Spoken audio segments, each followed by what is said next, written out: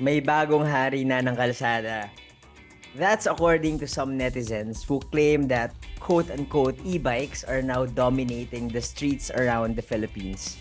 Mukhang okay makoronahan bilang isang hari. But in the context of these things, it's being used to mock and hate on people who are using small electric vehicles.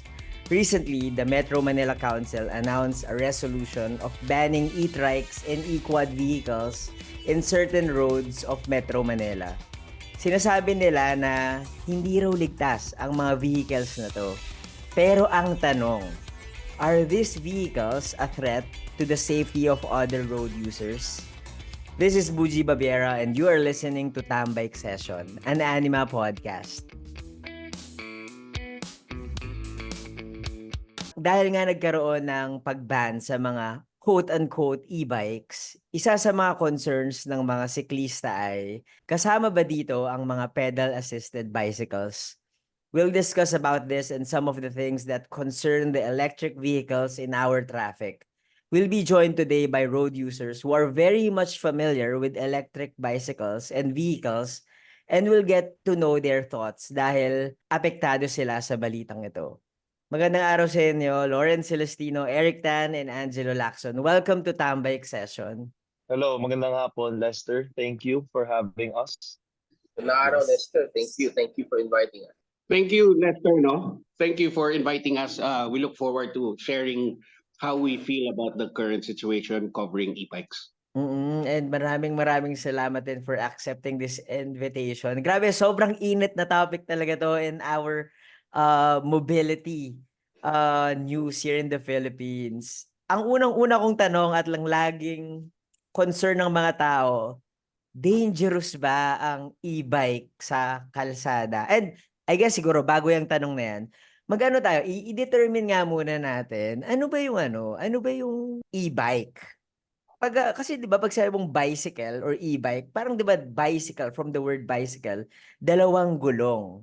Ganyan. Pero kasi parang yung hate ngayon towards this electric vehicles na 3, 4 yung gulong. E-bike pa din ba yun? Let's distinguish. Are electric bicycles different from those electric vehicles with 3 to 4 wheels? Angelo, ikaw, I think meron kang masasabi about it.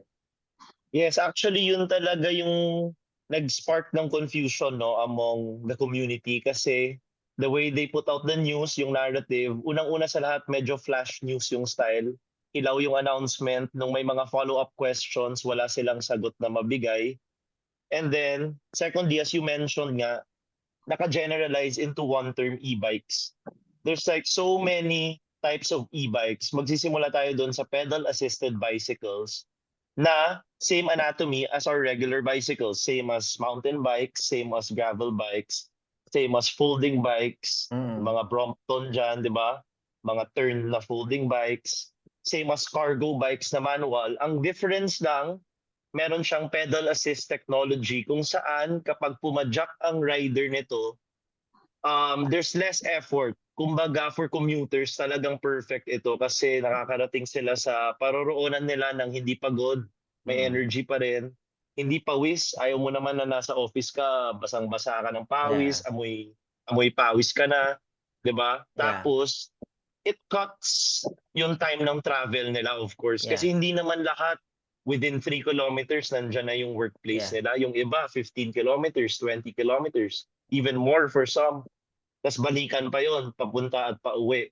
So that's why itong mga pedal-assisted e-bikes talagang naging alternative for so many people. And medyo nagpanic sila nung nilabas yung news na banned yung e-bikes. Yeah. Yun naman pala, may mga clips. There's like short clips from interviews ng MMDA chairman sa mga media outlets na hindi naman pala yun kasama. So Angelo, parang e-bike, these are bikes na parang parang your regular bicycle na dalawa yung gulong. Meron lang talagang electric component na tumutulong para gumaan yung biyahe. kumbaga, kung sa mata ng hindi marunong tumingin, Lester, to the normal person, kapag ipagtabi mo yung dalawang pedal-assisted bike and a manual bicycle, it's gonna be hard to distinguish unless the marunong ka same. talagang tumingin. Yes, Yeah, it's parang the it's the same. same. Ikaw, Doc Lawrence, ano bang difference ng e-bike? E-bike pa din ba tawag kahit 3 gulong, 4 gulong? Or is this a Filipino term? It's okay, so it's a complicated. It has to do with sales and who is promoting the misconceptions and who is promoting the vagueness. So strictly speaking, no, from a purely etymology perspective, yung word lang mismo, siyempre bicycle, 2 gulong. Pag 3 gulong, 4 na gulong na yun, obviously hindi na yun bike, hindi na yun bicycle kasi hindi dalawa. Mm-mm. Ang 3 gulong tricycle. Ang 4 na gulong quadricycle. Yun. Mm-mm. Bi, tri, quad, di ba? 2, Mm. 3, 4. Mm. Madali lang dapat, madali lang sana. Pero even before, nung nagsisimula pa lang yung technology, nagsisimula pa lang yung mga nagbebenta dito, some electric tricycle sellers and dealers would intentionally market their wares as e-bikes in order to create the impression. Yun nga yung bentahan nila, sabi, hindi kailangan ng lisensya, hindi kailangan ng registration, which is sometimes true and sometimes not true. So that's where one of the yan yung isa sa mga source ng confusion and misconception. And of course, a lot of Filipinos aren't really conversant with English, so hindi nila naiintindihan na this really isn't an e-bike kasi Yeah. it has more than 2 wheels. Aside from that, yung ibang, on the other side of the fence naman, yung mga competitors nila, yung mga auto dealers, tsaka motorcycle dealers, it is also in their interest to confuse the May ganon. many categories kasi of course they want to ban the sale of these competitor vehicles, and not only do they want to ban the sale of quadricycles and tricycles, pero if they can, they will also ban the use of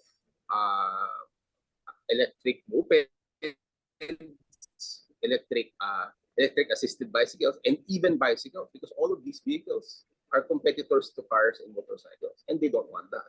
The question is, do we want that? Tayo mga general public, is it in our interest for everyone to be in a car? Maybe not, but some people will disagree. So doon nanggagaling yung confusion. Yeah, so parang sa sinasabi mo, parang it's in a marketing perspective na Yes.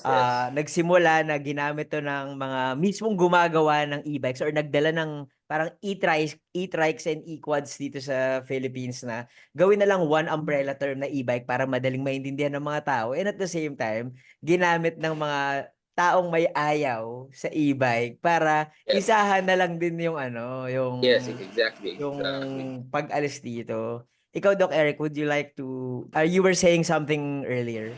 Okay. Ako kasi, I'm all of that, no? I drive a car, I ride a motorcycle, and I bike. So, naiintindihan ko yung posisyon ng lahat. Naiintindihan ko yung mga nagmumotor, kasi nagmumotor din ako. Naiintindihan ko yung mga kotse kung ano nakikita nila. Pero, kapag naka-e-bike ako, when I go to the inner streets of Taguig, Pasig, Cainta, all the way to Marikina, on a weekday, doon namumulat yung mata ko na kung bakit nakakatulong yung mga electric vehicles. Now, nasabi mo kanina na medyo mainit yung usapan. Yeah. There are merits to it. Merong subjective issues at may objective issues.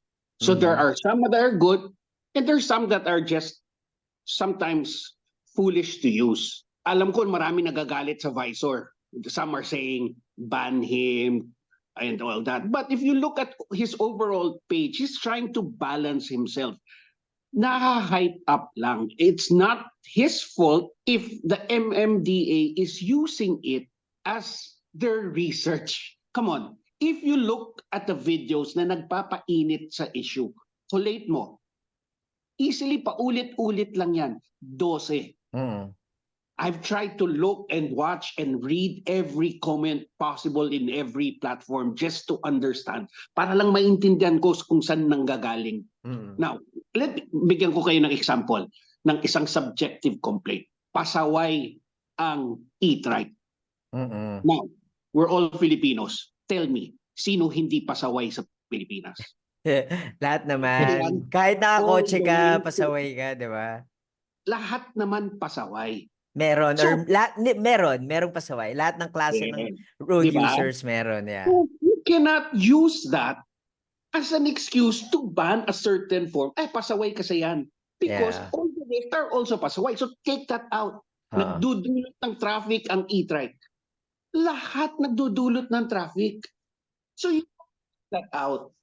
Mm. So in the banning, they're banning a certain form, very specific ang ayaw nila. But Mm. they say it's dangerous. Yan yung point mo. It's dangerous, delikado. Okay. May bike lane. Alisin natin ang bike lane. Imagine nyo, alisin natin yung bike lane, may pedestrian lane. So, hindi na pwede maglakad ng tao doon kasi they're walking along where cars are. Yeah. Kaya nga may bike lane. It's like separating the pedestrian, the bike lane, and the cars. The Yeah. cars are not supposed to be there. My favorite biking areas, Mhm. I bike alone sometimes. Memorize ko yung half ng EDSA. Every corner. Sa tagal ko nang nagbabike doon. EDSA, C5, C6. I frequent that.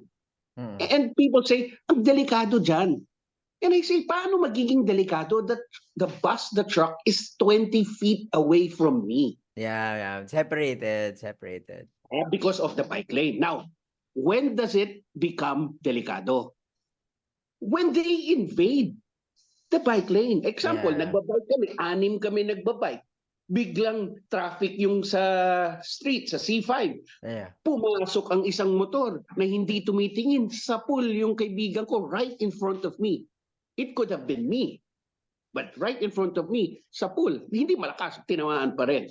But if everybody follows where they're supposed to be, Mm. then the bike lane is safe for anybody. Yeah. My point, regulate, okay, there are certain things that you have to adjust, but for the banning itself, I think it's really anti-poor. No matter what people say, you should not. The road is there for everybody. Mm. And everybody hati-hati sa opinion. Cyclists don't like also other forms of electric vehicles other Yeah. than e-bikes to be on the bike lane. But I did mention, what can we do? Binigyan na tayo ng bike lane. I don't know if Doc Celestino Lawrence shares this point of view, but I'll share it. For me right now, the bike lane is there for anything that are bikes. Mm. Whether it's a bicycle, an e-bike, an e-trike, a quad. And someone said, di magta-traffic doon. Sabi ko, beggars can't be choosers. They need this more than people who are using it recreationally. Yeah. It empowers a lot of people. Ang daming mga single moms na hindi kaya at hindi matututo yan mag-drive. Mm. We cannot force them to drive so that they can bring their children. Yeah. We cannot force At them mas to lalong buy- magta-traffic kapag ganun. Yes. And yung bicycle, hindi lahat kaya kasi yung 2 bikes. Kaya nga yung trike na uso kasi maraming hindi yung takot magbalance. and Mag-balance, all. correct. Yeah. Yes. So diba? At sa madaming layers into it why people go into this kinds of vehicle. Alam mo, yung mga sinabi ni Doc Eric, ang dami ng pa-intro na yan with our conversations today. And maganda yung maganda na na-distinguish na natin okay, for the sake of this conversation, let's distinguish electric bicycles, electric trikes, electric quads para lang mas may picture yung listeners natin on how we go on or how we go along with this conversation. And so going back to my first question na mention na rin ni Doc Eric, ayan. Are electric vehicles dangerous on the road? Are electric bicycles, electric trikes, electric quads dangerous on our roads? Doc Eric, sige ikaw. Okay. Continue Yes. with what you were Yes, saying. they are. Yes, they are. Any vehicle, whether electric or not, are of course dangerous. Diba? Because Yeah. these are heavy, mechanized, they can hurt you whatsoever. It could be bus, truck, cars, everything is. But people have to realize that and not just point on one. Because they have to realize pare-pareho lahat. Now, what is being exaggerated and looked into are the videos that are being shared. And that e-trikes are being judged. Na-judge na sila just because of what? One e-trike that went into the highway. One that went up the skyway. Now, hindi ba dapat tignan muna natin yung bigat ng naitutulong sa mga tao kaysa sa yung ilang video na negative o pinapakita na hindi disiplinado?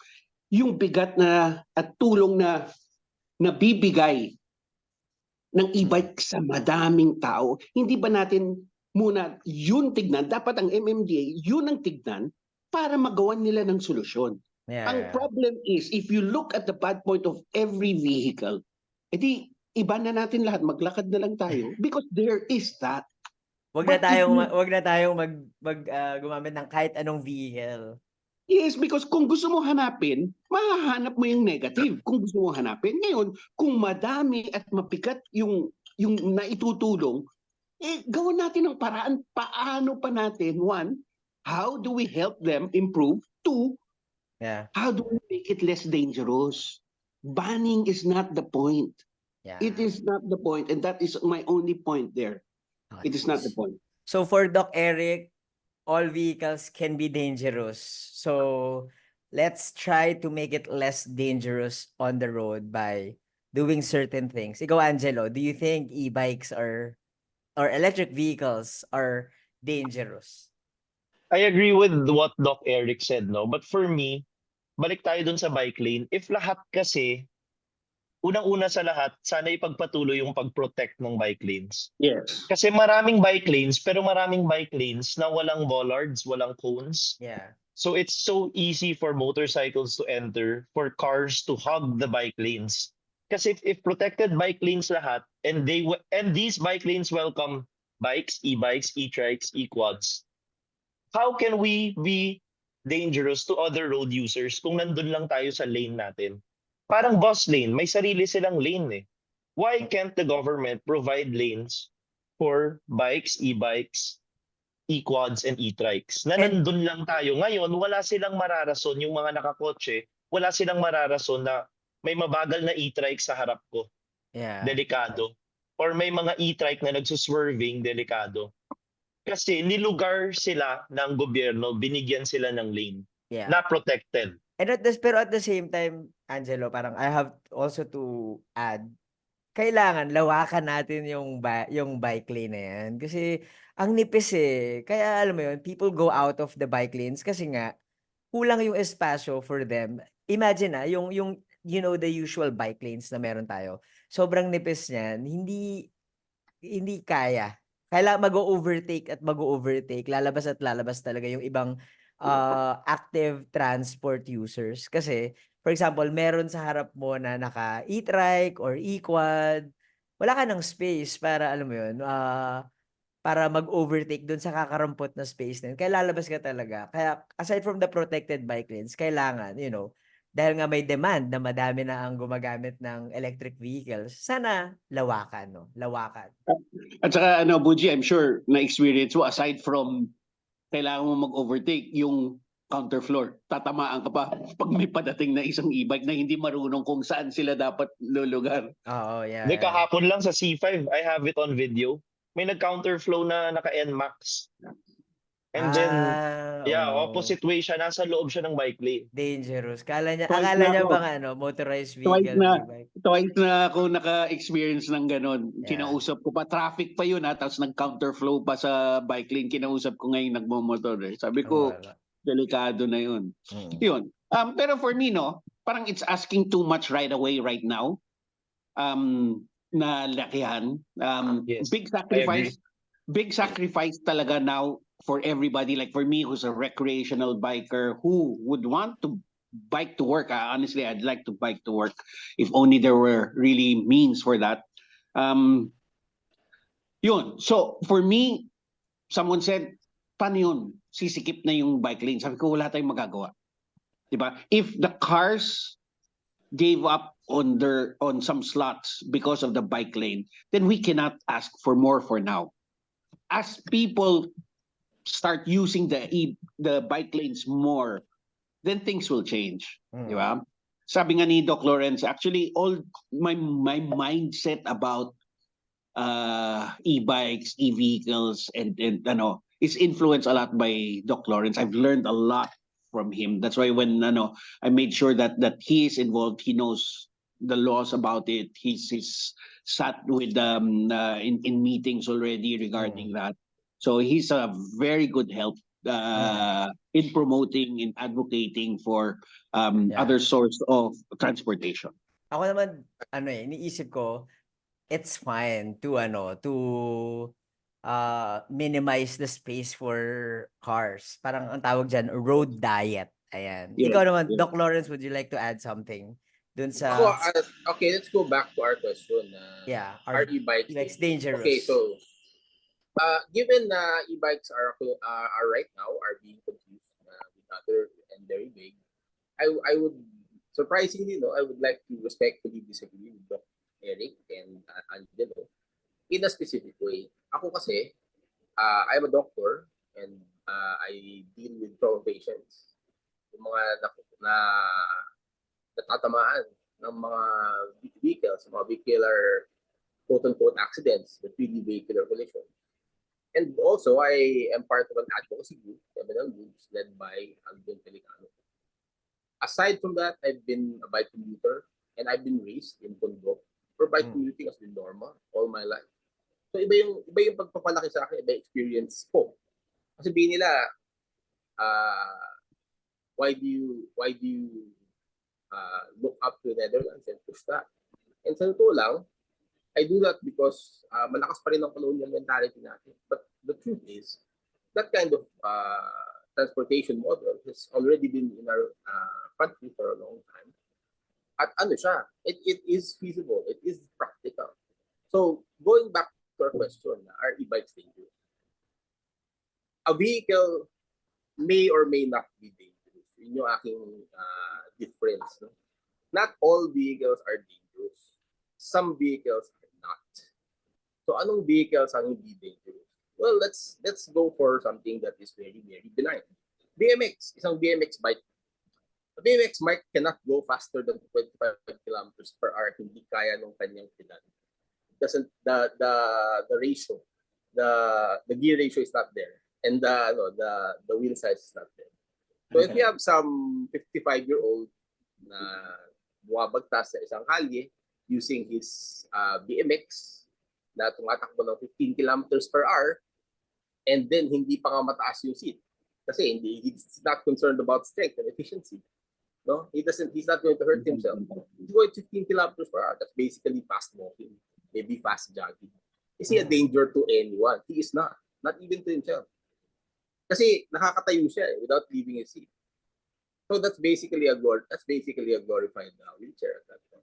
Hindi siya dangerous at all. Glorified wheelchair. Okay. Oo, that's not dangerous at all. Pwede mo ipasok sa mga mall, walang papatay. It's very, very slow. It's very, very good. And no one is going to get hurt by this guy. So, yun yung pinaka-benign natin. On the other hand, we have very dangerous vehicles like cars and trucks.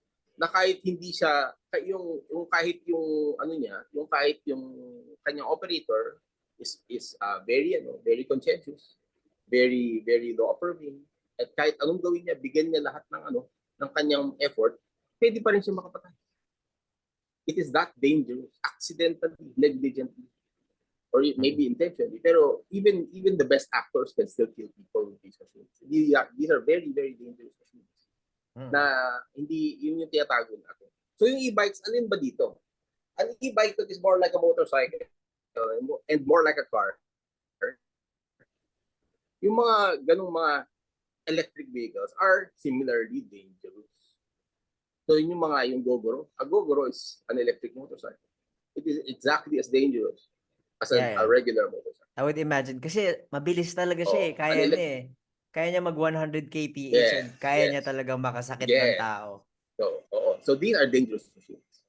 Yung mga pedal-assisted bicycles that only go up 25 kilometers per hour, these are essentially bicycles. Yes. These are essentially bicycles. Kasi ang iniisip natin with danger is the speed. Is the first factor is the speed. So it doesn't go Right. faster than a regular bicycle. Most people can do 25 kilometers per hour. So it's not faster than a regular bicycle. And the other sa pag nagko-compute tayo ng energy sa isang moving object, isa was the speed, the other is the weight. Mm. So anong weight ng electric bicycle? These bicycles are at most 5 to 10 kilos heavier than a normal bicycle. Parang nagdala lang siya ng grocery. So these bicycles are neither significantly faster nor significantly heavier than a regular bicycle. So a pedal-assisted bicycle is essentially as safe as any bicycle.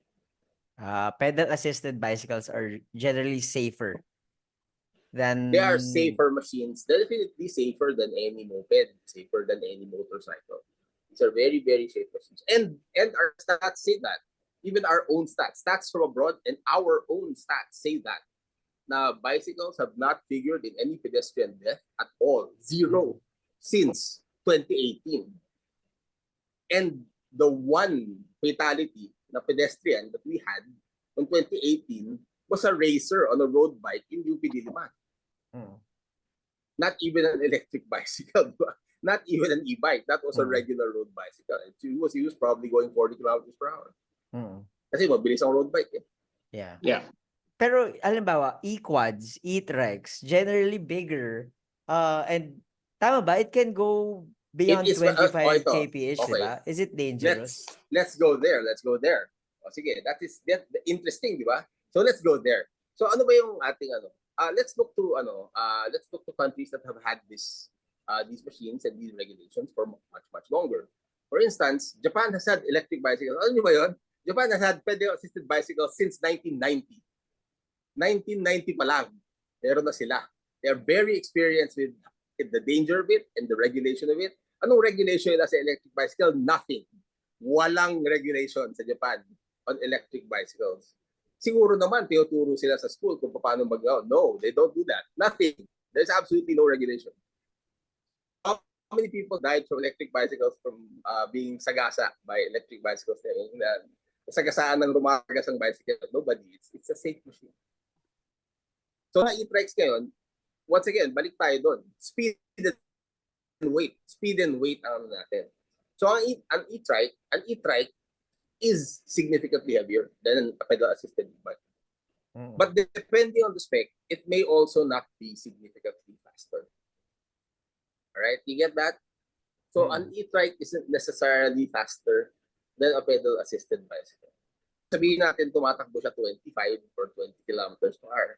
Is that dangerous? Now, on the one hand, kung magkaroon ka ng mistake, makabangga siya ng tao, it is significantly heavier. So siguro ang niya is siguro the same as a laden pedicab. Siguro ganun yung weight niya. Pedicab na may mga pasahero, may dala. Siguro mga ganung kabilis siya. So is that dangerous? Kung titignan natin, pati naman yung pedicab stats natin, wala naman namamatay sa mga rumaragas ang pedicab. Diba? Wala namang nasagasaan ng rumaragas ang pedicab, 12 patay. Walang ganon. Walang ganon. So, depending on the weight, but more on, kunyari sa e-trike tayo, we would like to have the speed. Yung 25 kilometers per hour on an e-trike, siguro below 80 kilograms. That's relatively safe pa rin. Relatively safe pa rin. Pero oras na siguro umaabot ka ng 100 kilo. Tapos definitely pag more than 25 kilometers per hour, that is now a dangerous vehicle. That is how closer to a moped. Yung moped natin, itong mga motorcycles that are very light, can go up to about siguro mga 80, maybe 60 kilometers per hour and relatively heavy. So yun yung mga maliliit na scooters natin. An e-trike that can go over 25 kilometers per hour up to about 40 or 50 kilometers per hour, it's about the same as a moped in terms of danger to pedestrians and other road users. Yeah. So we're talking about speed, we're talking about Weight. heaviness. Meron akong question specifically for Angelo. Kasi si Angelo, he owns a shop na, nagko-customize sila, gumagawa sila ng sarili nilang brand of electric vehicles, and they also sell other electric vehicles and electric bicycles here in the country, yung ano ba, yung speed ba ng isang electric bicycle, kaya ba siyang, or any electric vehicle, meron bang regulation na, o dapat hanggang dito lang yung speed, like in the Philippines na, o wala tayong ganong klaseng regulation? Walang ganun eh. It's more of classifications lang ng LTO na hindi pa updated. And then, doon nga, sa mundo ng e-trikes, iba-iba rin kasi yan eh. May e-trike, 3 gulong, di ba? May e-trike kasi na pang 5 tao. May e-trike na pang 8 tao. Iba So, pa yun. Sa mundo Yes. rin ng e-trikes, may iba-iba pa silang classifications. Kasi may e-trike na pang 3 tao lang eh. May e-trike na pang 8 tao. May e-quad na pang 4 na tao. May e-quad na pang 10 tao. Okay. Hindi, And may then, e-trike. different pa yung category Angelo, may e-trike nun. na pang isang Yes. tao din, ha? Yes. No? Yes, E-trike meron na pang rin. isang tao. Yes, correct. At So, doon different naman, yung categories nun. yes, and sa speed naman, yung tinatanong mo, people can actually modify their vehicles, electric vehicles. So meron dyan sa product certificate, the declared speed is 25 lang. Pero kinalikot na nila, ginawang 50. Pwede rin So may mga yun. ganon kasing instances.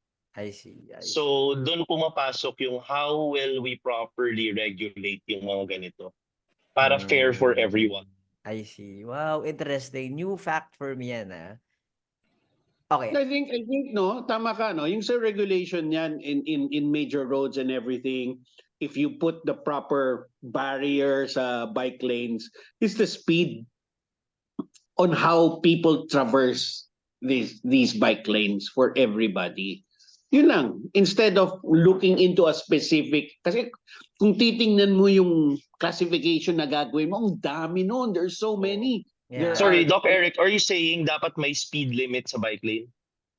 Excuse me, guys, excuse me. There is already a speed limit on the bike lane. Yes, that's The right. speed limit is 25 kilometers per hour. That's in I did not LTO. know that. I did not know that. That's in So, that's meron. in LTO Memorandum Circular 2021-2267. Yun, kaya nga sabi ko dapat So beyond 25 kilometer per hour, pwede ka dapat pwede ka, doon ka na sa doon ka na sa quote-unquote regular lane. In fact, we advise yung sa ina-advise namin, even regular bicycle users na hindi electric assisted. If you're going over 25 kilometers per hour, maybe think about being on the regular lane. Don't be on the bike lane. Pero doon nga pumapasok yung reklamo ng mga tao. Kasi let's say a car is running 60, 80. Tapos yung nasa harap mo, he's running 30. Doon pumapasok yung reklamo ng mga tao sa regular lanes eh. No, pero Angelo, if you look at that, no, if you look at that, a car is going 60, 80, sabi mo? Yes. Okay. If a car is going 60, 80, you know where that is. That definitely is not in the inner roads because you Yes. cannot go 60, 80 for sure. So when a car is going 60, 80, C5, EDSA, on the major ibig sabihin walang traffic. Ibig sabihin, maluwag yung daan. Which again, pwede humilis ang bike outside the bike lane na hindi pa rin lalapit yung kotse sa kanya. Ilan lanes ang memorize ko yan, C5, C6, EDSA, memorize ko lahat yan. For a car to go 60, 80, yung one big lane beside the bike lane, empty yan parate. Yeah. Now, di ba, tama yung sinabi ni Doc Lawrence the bike lanes are there for the protection of the cyclist. It does not mean they are limited there. You have to remember na ang daming hurdles. Minsan may poste, malaking kanal, ang dami niyan. And for me, because I'm familiar with all these, because I apply that all the time, memorize ko kahit alin yung may konting labas na bakal. I know where in EDSA. I know exactly. After Robinson's Galleria, before Corinthians, in the middle of that, there are 4 studs. Yeah. That's how gano ko ka-memorize ang C5. At hindi pa rin nila tinatanggal for a very long time. Yes. 3 years na yan. So it's hard to say unless the biker, let's say in SM Marikina going and he's coming from C5 after the bridge and he needs to transfer to the other side, doon lang naman babaybay for a certain period na 200 meters para lang maka-U-turn. And that's when a bike is in front of cars. Yeah. Rarely does that happen. Yes, may video na lumabas, may tatlo o dalawang nagbibisikleta doon sa loob ng bus lane. Yeah. But these are exceptions. In the general, it rarely happens. And it's just that, all these things are blown out of proportion because matindi na talaga ang traffic. So yung init ng ulo ng isang car driver, mapupunta doon sa iba. Madaling ituro doon sa nagbibisikleta, madaling ituro doon sa nag-i-e-bike. But in reality, kaya naman irespeto lang ng lahat yung kanilang mga lanes. If the motorcyclists respect where the bikers are, if the motorcyclists respect where the cars are, hindi yung they hug all the lanes and then the cars now are having a hard time. So everybody complains about everybody, but it boils down to everybody respecting and accepting that they have the right on the road. Everybody has. Ako, I agree with Doc Eric na feeling ko yung word na respect lang talaga. Like, for example, you don't hit anyone, you don't hit anyone on the road. You observe rules and regulations. You observe what's proper, what's okay, and you should know it as someone who knows how to, pag meron kang lisensya, alam mo kung ano yung tama, ano yung bawal, ano yung posible, kung pwede ba silang lumabas o hindi. And going back to the speed limits discussion, going back to the 60-80 kilometers discussion, I guess we should also know na meron tayong mga parang speed limits on our road and yun nga may mga bumibilis. Pero kailangan din natin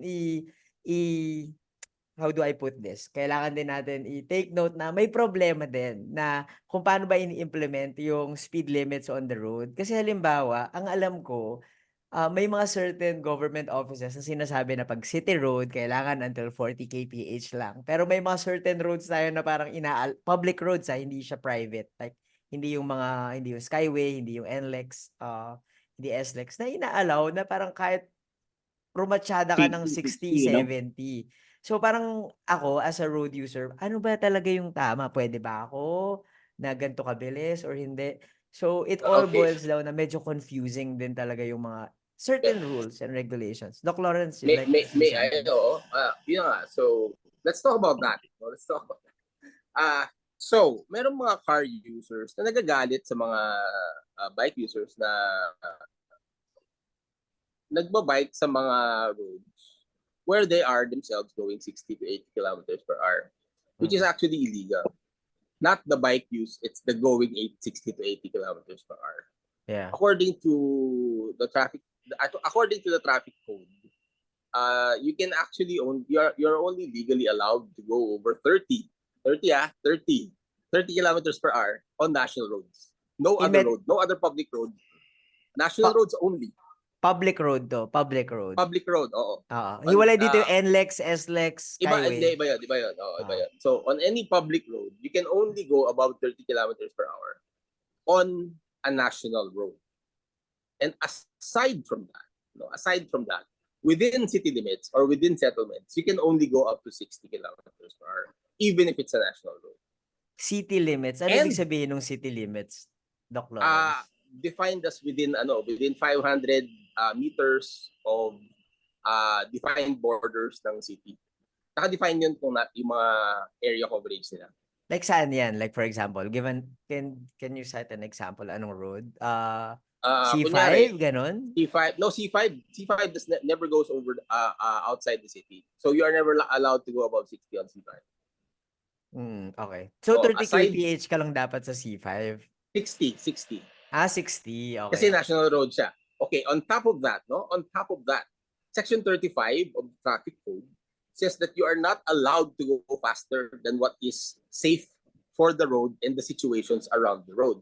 So aside from yung maximum 60 natin, meron pa tayo mga situational modifiers on what is safe in terms of speed on any vehicle. So ano yung mga situational modifiers na to? Pag school zone, bawal above 20. Pag church zone, bawal above 20. Pag within 500 meters of any government office, bawal above 20. Mm-mm. Pag palapit ka sa blind intersection, bawal above 20. So these situational modifiers are in effect regardless of the maximum speed limit allowed by the road classification. That's under These the are traffic standard. code. That is under the traffic code. Okay. Bakit LGU? Iba yung mga iba yung rules ng mga LGU, iba-iba yung roads ng Yun nga yung MMDA. unfortunate na yung LGUs natin under the Local Government Code of 1991, meron silang maraming leeway as to how to exercise their powers. Yung mga essentially we are already essentially federalized. So in effect the president and the national agencies are nothing more than supervisory agencies. The real powers in the LGU. Correct. But kaya bawat LGU may sarili niyang rules. But So, on top of that, it's supposedly illegal for them. Supposedly, kasi hindi sila challenge legally. Pero supposedly, it is illegal for them to promulgate rules that are against national law. So, ibig sabihin, hindi sila pwedeng gawa ng rule na pwede ka mag-murder ng tao. oo. Grabe ang Bawal yun. So labo-labo na talaga ang mga rules and regulations natin sa traffic. Yes. Yes. This Sobrang is the lala. problem with any federal this is the problem with any federalized state. Yeah. Problema din nila yan sa states. And Oo. because our system is significantly federalized, problema din yan sa atin. So And- that's going back to yung problema nung bakit nakakainis sa car user yung gano'n. Kasi, well, first of all, the car user is not being responsible. Kasi if you're being responsible, there's a biker in front of you. Just don't go faster than the biker. Overtake when it's safe. I do this. It does not meaningfully impact my MMDA in any way. Never pa tayo nagkaroon ng MMDA tweet na dalawang biker nasa EDSA, traffic, 2 oras. No, that doesn't happen. That doesn't happen. Tama, Doc, no? And even if you review yung mga daily reports ng accidents that they collate daily, no? 80% two vehicles but not bicycles. Yes. Diba? And then the rest are other vehicles already, truck, cars, ganyan. But it's the sheer volume also and the speed. Yeah. And tama maganda yung sinabi mo no? Na it's about being aware. Kunwari, four lanes, yung let's say C5, and may bike lane sa right. We all know, automatic, ang fast lane, ang pinaka-left, di ba? No. Hindi totoo yun. Hindi po totoo yun. Fast Sige. lanes are lane 1. Designated lane 1 on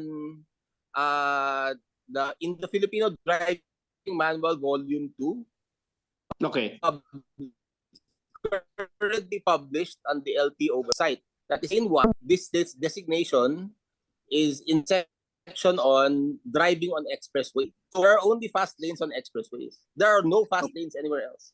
Kaya nga Okay. kahit titignan So mo yung EDSA, meron silang mga misconception yan. lane signages. So misconception yan in our That is a misconception. roads. Yes, that is a Yes. misconception. Yes. There are no No, fast lanes. yung- Fast lanes are yung- specific to expressways. Yes. Yung point ko lang is, if you're aware na there is a bike lane on the rightmost lane of roads, then you should understand that when you're the nearest lane to the bike lane, you drive with caution. Correct. You drive slower Totoo. than the Tama. other lanes, di ba? Yeah. Kasi Now, pwede you kang want to go makabangga, Exactly, makasagi. di ba? Yeah. So dapat awareness lang talaga. If you want to go faster, don't stay on the lane beside the bike lane. So when Tama they naman say it's dangerous, it's up to us. We make it dangerous. Yeah, For correct. them. Correct. We make it dangerous for cyclists. We make it dangerous for everyone on the bike lane. Because if you take out that bike lane and there's no bike lane, if we go fast beside a pedestrian lane, then we make it dangerous for pedestrians as well. Because there is no difference between a pedestrian lane and a protected bike lane. Pare-pareho yun yung purpose nito. Yeah. Exactly. Yun lang.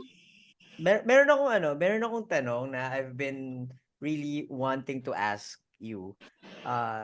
Ikaw, Doc Eric, because you've been managing the page Manila E-Bikes.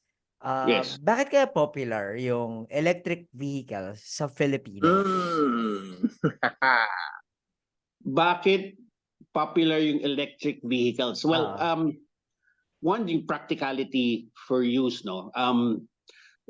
Basic transportation, if, di ba they always say, first world countries have very good means of transportation that the rich do not have cars, do not need cars.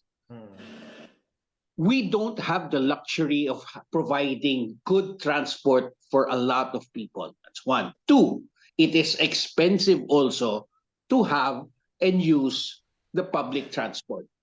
Three, it takes so much time. Imagine you have to wake up 4 hours, prepare 1 hour, travel 3 hours, and Find then work parking. for 9 hours, and then do it again 4 hours going Yeah. back.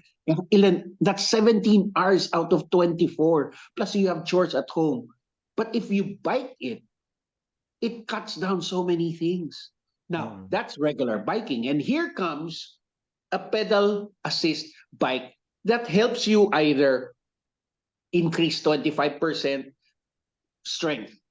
So you have the strength, you have the at least freshness kahit papano to get to your office. Mm. Yes. And it's going to get popular and popular because of the situation that we have here in Yeah. the Philippines. Correct, yeah. Ikaw naman, Angelo, your customers, what are their reasons why they shift to electrical pedal assist vehicles, and why are they very much interested with electric vehicles? Yung hindi lang hindi lang two wheels, kundi in general, or even Yes, electric yes. scooters.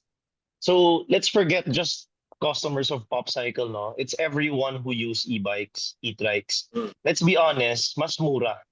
Mm. So yun ang pinakaunang reason ng maraming tao. Mas mura kaysa bumili ng motorsiklo na gas. Mas mura kaysa mag-down payment sa kotse. Mas mura kaysa mag-grab car, mag-angkas araw-araw. So that's number one. Number two, yung mga products na to, yung mga emerging new brands, new products, mas user-friendly. Kumbaga, a 50-year-old mom is she's not scared to try it. Diba? Yeah, Let's say, oo. beginner lang, first time magbabike. Tayo siguro nagbike tayo as a kid.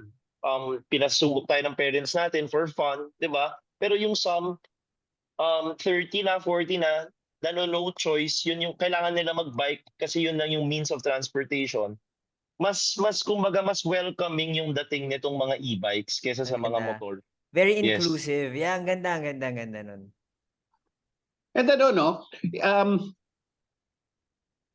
One thing I see, one thing I noticed in Vietnam, the economy-wise, let's talk about it. Economics ng e-bike, not personal economics, but economics in the community.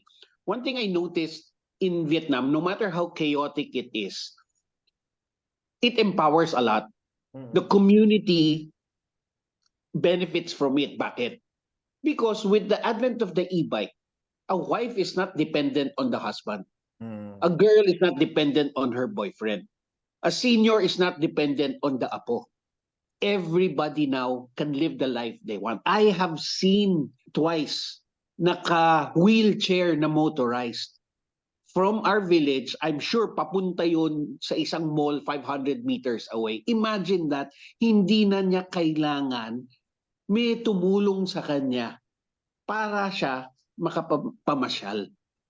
It empowers and it helps the lives of everybody. And that's what I want the MMDA and all the others who are looking at the negative side of it. Look at the benefits. Everybody has an ailing senior. Just imagine the joy that would give them if they can get some independence. Ang What ganda, quality ganda. of life can they get because of these vehicles that are coming out? And if you start banning it, it is a step back to how the future should be. Yeah. That's why I'm totally against banning. Help solve the issue. It's hasty to ban without proper study and consultation with people involved. And at the same time, ang ganda nung sinabi ni Angelo, na it's very user-friendly. It's very inclusive. Very inclusive siya na Yes. oo nga no, kahit mga 30, 40-year-old mo pwedeng gumamit. Kayang-kaya or it's easy for them to navigate. And we all want everyone, hindi lang Oh. tayong, tayong able na makagamit or maka-move around our cities or move around anywhere. And Ganda, also the maganda. community, Lester, no? Mm. I think sa e-bike community, e-scooters community, they have this sense of feeling na mas welcoming. Tinan mo, like Doc Eric has a group. I just saw it with 3,000 members. I'm pretty sure maraming mga first-time users doon na Dami. they're so excited. They're so excited to share yung bago Yeah. nilang biling E-bike. unit na Mm. welcome sila. Kasi napapansin ko sa lahat ng groups na sinasalihan ko, very welcoming yung community. Yeah. Bago ka man or matagal ka man sa e-bike, sa mundo ng e-bikes, wini-welcome ka talaga. So hindi marami intimidated talaga to enter yung mundo ng e-bikes. Mm-mm. There Tama. are other reasons. There are other reasons na sabi Yeah. nila is madali siya. It's not just because it's cheap. Being cheap is good. I like that. It's good for us. It's good for everyone. Democratization of transport is good. Aside from that, hindi siya nakakapagod, also good. But there are other reasons as well. In fact, there are people who are shifting from motorcycles and car use to e-bike use and light e-moped. The automakers and the motorcycle dealers are getting threatened because people are actively shifting. And the reason for this, and this is consistent with everyone I've asked who has shifted, is because e-bikes are easier and safer for them. How is this true? Because a motorcycle and a car has very hot parts. But pag nadikit yung balat mo doon, masusunog ka. I Oo. see. O pangalawa, mainit ang motor. Pag nakasakay ka sa motor, mainit. Because sumisingaw yung init ng makina. Sa e-bike, hindi. Pangatlo, umaatras ang e-bike, ang motor, hindi. Okay. O, pang-apat. Diba? Nakakatawa. Pang-apat. Mas magaang yung e-bike. So kunyari, one of the classic na di ba, na problema ng mga nagmomotor, mahal-mahal ng BMW nila, nabitawan nila bagsak. Di ba? What you call dropping the bike, no? You don't drop an e-bike kasi magaang lang siya. Even a small woman can manhandle an e-bike even if it weren't reversing. And finally, yung throttle ng motor, not only does it go to 100 or more kilometers per hour pag minax mo yan. So, it is dangerous in that it has that power and it's easy to access. Pero the throttle response is very sensitive. So, pag yung mga ibang nagmomotor, ayaw nilang mabagal kasi ang hirap. Hirap siyang i-response, mahirap siya i-makina. It's very difficult. Okay? So, there are people who don't like doing that because it's difficult. Sa e-bike, it's different. The throttle response can be electronically modulated to be whatever you want. Oo. So, pwedeng pag mabagal siya, madali. In fact, pag mabagal, madali siya. Mabilis siya, madali siya. It is always easy. So, it is accessible to everyone. Yeah. Yan. Ang ganda ng yung mga dahilan kung ba't lumilipat sila. Yes, and dagdagan ko lang rin, Lester, no? A lot of sa mga na-share naman sa akin na stories ng customers, yung mga bumibili ng foldable e-bikes namin, they actually do bimodal also. Oh, yeah. That's So isasakay sa bus, isasakay sa yung mga P2P, sinasakay nila, or sa mga train. yan, So ang ganda. Tama. that's another reason. And then, hindi ko nasabi kanina, yung maintenance, mas less maintenance ang mga e-bikes kesa sa motor. I So know, as long I as your know. brakes are good, malinis yung bike mo, you're fine. You're light, your horn, they're working, you're fine. Versus motor, mas may mga aalagaan ka na parts. At pag nasira ang makina mo, kaya mong ipa-jack, makakauwi ka pa rin. Yes. Ang galing. Alam mo, ang dami ng context ng pinag-usapan natin. Why are e-bikes safe? May mga thoughts dito na e-bikes can be dangerous. May mga thoughts dito about speed, about about its heaviness, kung gaano siya nakakaapekto sa traffic and all. Let's go to the big question because, the Metro Manila Council announced a resolution banning electric e-bikes. Yun yung term nila, e-bikes, na on certain roads in Metro Manila. And eventually, merong lumabas na statement from the MMDA saying na hindi daw kasali ang mga pedal-assisted bicycle sa mga pag-ban dito sa mga roads na to, which makes a lot of confusion talaga to everyone, especially to e-bike users. Halimbawa ako, meron akong e-bike. Iniisip ko, hala, hindi ba ako pwede dun sa kalsada na yun? My question, last question for this podcast episode. What are your thoughts about this news on regulating electric vehicles on our roads? Ikaw, Doc Lawrence. I think Last it's a na si big Doc. mis- Teka, Doc, last ka na kasi sa'yo very technical. Maganda pakinggan yung sa'yo eh. Si Doc na Una yung na kami last. ni Okay, sige, sige. Una na kami sige. ni Sige, sige. Angelo. Oh, Maganda last yan parati. Dapat Okay. si Doc Lawrence last Ah. yan. Kami munang dalawa. Doc Eric, ikaw, simulan mo na, Doc Eric. Okay. Kasi kami more on emotion and perception. Maganda yung kay Doc Lawrence. It's always there's a technical, the law side and all. So it's better for him to finish up after Angelo and I. Anyway, my point is there is no joy that I found when I saw clips wherein accepted ang pedal assist. Like ako pwede. There was no joy. That's so selfish for me to have joy na ako pwede, sila hindi. Because for me, it is, again, on the most part, recreation. But because of my biking all throughout the city, I see the importance that it brings to the community more than me. It may be more congested and everything, but I will find alternatives where I can find joy to bike. But these bike lanes are meant for a reason. If there are bike lanes, there should be no discrimination. The MMDA should find a way and should not be hasty in setting up ground rules just because of high emotion based on certain videos that are so few. Yeah. They should see the bigger picture and how it affects not only thousands of people, but perhaps millions of people who are dependent on these modes of transportation. That is my take. It needs further study. Hindi pwede padalos-dalos. And sana merong consultation sa public. Merong Exactly. may data na basehan kung totoo ba tong Hindi ko nga basis alam nila. kanino sila nag-consult eh. Yun nga Because ba, among the community, we all know each other. No one has ever said, "Yeah, I was consulted." Di ba? Yeah. Ang dami nating who write, make videos about biking and all that. I don't know who they consulted, di ba? Anyway. And I'm pretty sure it's not just the users who got affected but also the businesses. Not just businesses na nagdadala ng electric vehicles dito sa Philippines or nagbebenta ng electric vehicles sa mga tao, but also the other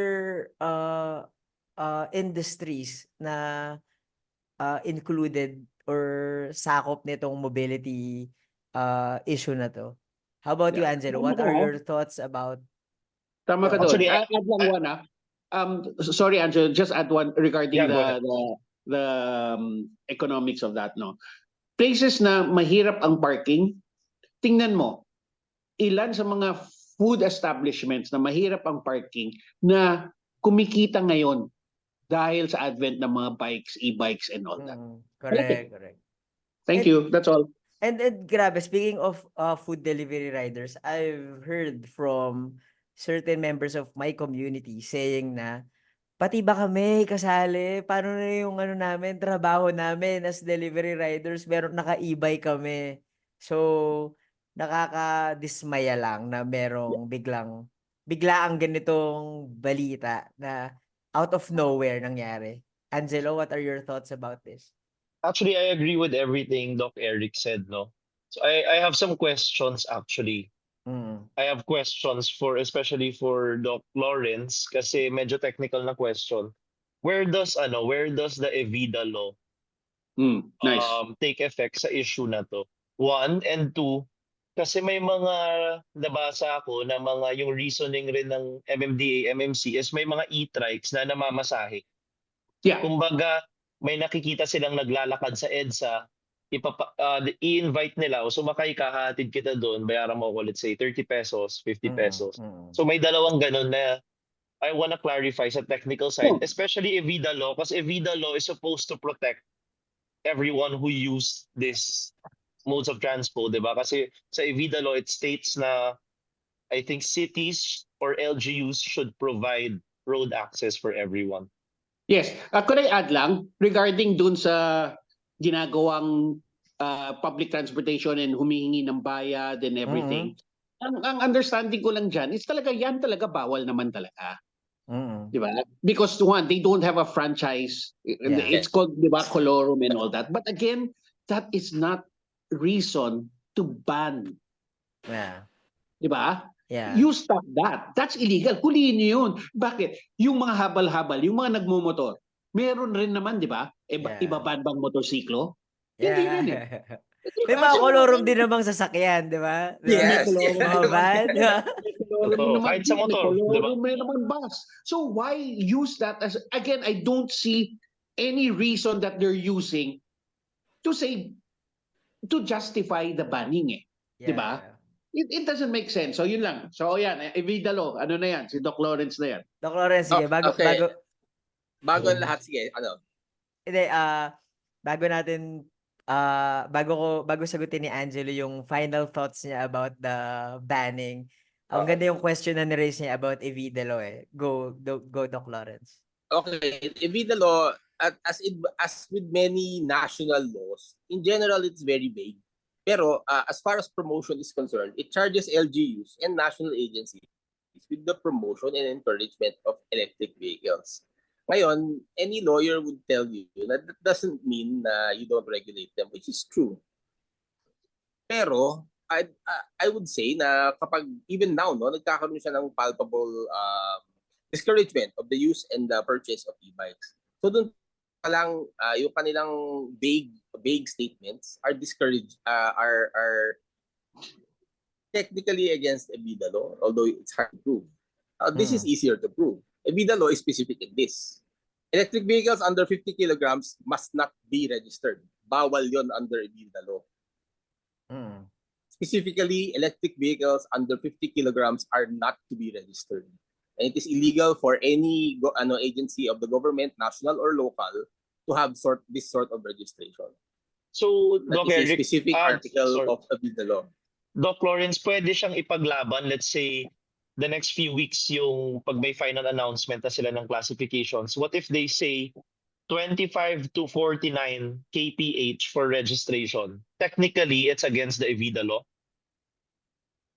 Hindi siya speed, it's weight. Weight. So it's the 50 weight kilo. talaga.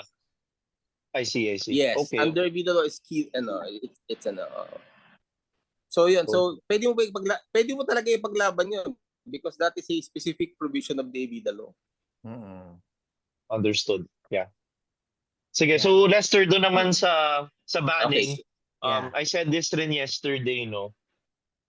Paatras yung ginawa nila eh. Imbes na may solution sa infrastructure, as Doc Eric said, protect the bike lanes, give access for everyone. Yung ginawa nila, imbes na may solution sa infrastructure, sa regulations, ginawa nila para tapos na yung problema, dinismiss na lang lahat. Yeah, tinanggal na lang, no? Grabe. Wag na lang kayo dito. Imbes na pag-isipan natin step by step ano yung magagawa nating solusyon. So for me lang, grabe. yun talaga eh, doon ako medyo pikon eh, sobrang hilaw lang talaga ng announcement nila. That's the word, hilaw. Sobrang hilaw. Yes. Parang hindi pinag-isipan.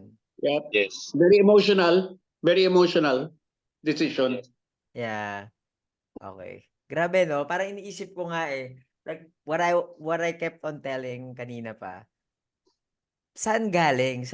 Ano yung basehan nila? Ano yung data behind all of this banning? I And think may why? mga, Lester, may Yes. mga usap-usapan rin, no, na I'm not sure kasi theories lang siya na talagang this is funded by gas companies, by motorcycle companies, car companies.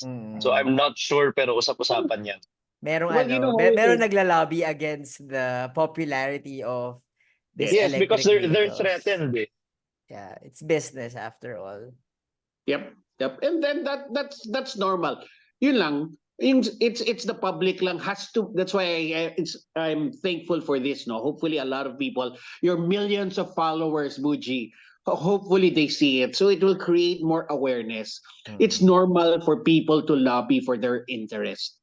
But again, I thank you, Buji, na you created this forum, and I hope that we were more or less balanced on how we are sharing the info. Very factual, Yeah. very emotional, Correct. experiential. So that's what we're trying to relay here. No, we're Yeah. not totally against cars. We're not totally against anyone.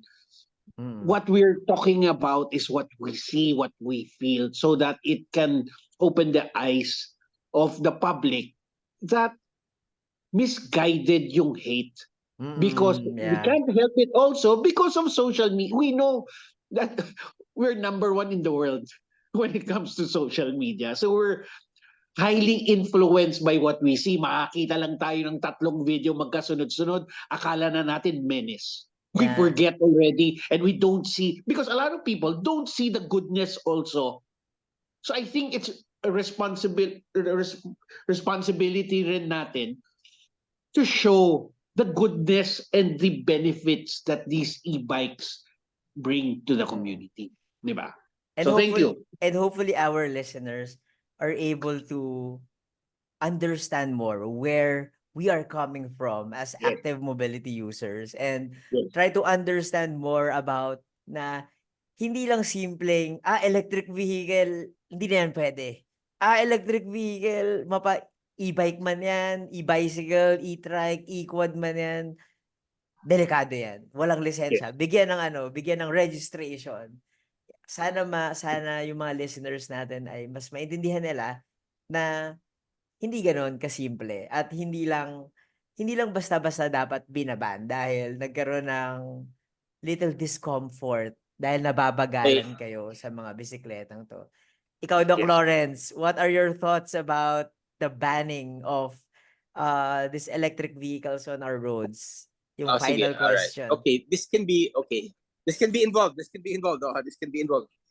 Yes, this can be involved. Okay, sige. So way back in 2020, I attended a hearing in the LTO regarding administrative order proposed then 2020-039, which eventually became LTO Administrative Order 2021-039. So ngayon, itong MMDA, supposedly, yung kanilang ban is only a implementation of LTO's Administrative Order 2021-039, which is only supposedly an implementation of the traffic code. So ano ibig sabihin itong mga numbers na to? According to LTO Administrative Order 2021-039, electric tricycles and electric bicycles that do not meet criteria to be classified as electric motorcycles and electric cars respectively may not be used on national roads. And contrary to what MMDA artist is maybe suggesting, pedal assisted bicycles are included in this prohibition. Yeah. So sinasabi lang niya yun na hindi Yes. kasama ang pedal assisted bicycles, but I am sure eventually isasama nila. Parang pwede, no? May threat talaga. Grabe. Oo, meron talaga. And I was present at the hearing and I told then Yusek Galvez, now why are you banning electric bicycles from national roads whereas these are essential access roads? Hindi yan optional. Merong mga Right. kasi kailangan mong dumaan sa national road in order to get to work. Correct. So sinasabi niya, sinasabi ko, kung yung bisikleta pwede, ba't yung electric bike hindi? Yung nanlamig ng dugo ko, sinabi niya, kung regulated lang ng LTO ang bisikleta, pagbabawal din namin yan. Grabe. Ang Yep. lala naman. Apaka-backward naman nun. It is backward. That's what we keep saying. This is backwards. Backward Mm. talaga siya. So talagang yung nasa looban nila, yung iniisip nyo, hindi, i-trek lang ibabawal na, equal lang diba? No, they're coming No. for all of us. They're Yep. coming for all of us. Simula lang They yan. do not want active transportation. Ang isip nila sa active transportation is pambili lang sa kanto, less than 2 kilometers. Anything beyond that, they will ban. Yeah. So this is Who's they? Who's they? LTO and MMDA? right now, yung mga nakikita namin na the allies of the more car-oriented sort of traffic ideas are the MMDA, the LTO, many of the LGUs, and DPWH. Consistent yun. So our allies in the government who see more of the future is DOH. I think DOTR, particularly the Active Transport Department of DOTR. And several other DNR, I think DNR. So hindi naman, it's not all of government, pero meron talagang mga diehards na talagang sa loob nila, sa isip nila, ang kalye para lang sa kotse, at kung ikaw ay iikot, dapat meron kang sarili mong kotse and no other. So nasa ano yan, nandun yan sa mga statements nila, nandun yan sa mga administrative orders na champion nila. Even MMDA was against the bike lanes. Did you know that? Yes. Yeah. Oh, MMDA was against the bike lanes. They threatened to file files against BUM for their pop-up bike lanes. So we have yung sinasabi mo na hindi kasama itong pedal-assisted bicycle sa mga ban. Sabi lang yan ni Artes that is not binding. And even if the MMDA allows bikes on national roads, what if they LGUs to e-bikes and pedal-assisted bikes and bikes on their own roads? At Pwede ka mag-bike. Doc, no? Funny, no? They give so much incentives for people to purchase an electric car. Yes. Ang daming incentives. Mm-mm. Tax, price, coding, lahat ibibigay para bumili ka ng electric vehicle. Even motivating mga malls to have electric charging stations and all that, di ba? Exclusive parking spots for the electric cars. But look at what they're doing to these e-trikes, e-bikes, quad bikes and all. Why? Because it's more on the massa who's using it, and dun tayo lang sa affluent. Because sino nakikinabang dyan? What industries still cover those who are using the e-cars? It's simply unfair. It's unfair. It's not undemocratic yung what the MMDA is doing. Ako Doc Eric, sa akin, it is outrageous, it is unfair, and it is undemocratic. Yes. And aside from that, beyond that, it is just foolish. It's foolish and it's backwards. Kasi Yes. itong vision nila na shared by many Filipinos, unfortunately, of a world in which ang primerong transport choice mo is kotse, that was a lie. That was sold to the US Motor Expo, mobile companies in the 90s. And even the US, which is one of the most car-centric countries in the world, has seen through this lie. Yeah. They don't want that anymore. Kasi alam nilang huwad yung pangako na yan. Yung nakikita mo sa mga commercial ng yung mga kotse, nag traffic, compress ko siya, hindi yan totoo. If everyone goes in, ang experience ng car transportation is not the same as kung ano yung nasa ad. The car experience is you driving to work for 3 hours for 5 kilometers. That is the car transport experience. Which is also being experienced by us Filipinos here in Metro Manila. Yes. Grabe, no? So sa mga listeners natin dito, sana merong nakikinig sa atin dito who will be able to join us with our fight, to champion active mobility. And at the same time, sana merong nakikinig na taga-gobyerno na tutulong sa atin na, guys, ito yung stand namin, ito yung nangyayari, ito yung point of view naming mga tao, champions active transport, at sana pakinggan nyo kami. Grabe. All right. Angelo, Doc Eric, Doc Lawrence, maraming salamat for this discussion. Thank you, Lester. Thank you Thank also. you, thank you. Very interesting and very enlightening. Ang dami ko pa rin natutunan hanggang ngayon sa inyong tatlo. Di ba? Sarap kasama ni Doc Lawrence. Ang saya, ang saya. Alam mo, lahat tayo gusto lang naman makauwi ng buo sa ating mga pamilya. At lagi tayong umaasa na ligtas tayo sa biyahe. Ako naniniwala ako na our roads in the city should be inclusive to everyone. Mapananay man yan, bata, lolo, lola, PWD. Sana ligtas silang nakakagamit ng mga public roads na meron tayo. And they should be able to access paths na convenient at ligtas. Kagaya nga ng sabi ni Doc Lawrence, di ba? Itong mga quote-unquote national roads na to, hindi mo pwedeng i-ban sila dahil ito yung access nila papunta sa kanilang mga trabaho at papunta sa kanilang mga bahay. Let's restrict or regulate yung talagang threat sa safety ng mga tao. Naniniwala ako dyan. Again, gusto lang naman talaga natin bumiyahe ng maayos, ligtas at makauwing buo sa ating mga pamilya. Thank you again, Doc Lawrence, Doc Eric, and Angelo for joining us in this conversation.